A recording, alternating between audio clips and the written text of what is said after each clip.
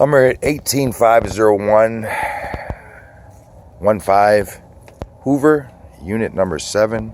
They did a cash for keys today. Tiles, missing some tile on the floor in the entry. Need some wall repair. Streets trashed out. Blinds need to be replaced. Needs a complete paint job. Stove and refrigerator out here working.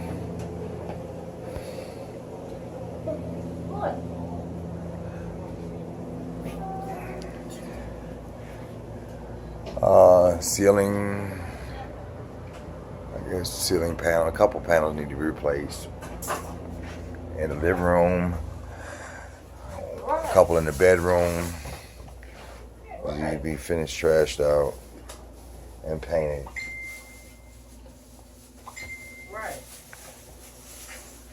Doors need to be hung in the closet. Right. You got a ceiling panel or two in the bathroom. And tub needs to be reglazed and caulked, and it needs a washer, it looks like, in the sink. Yeah, in the tub. It's got a leak.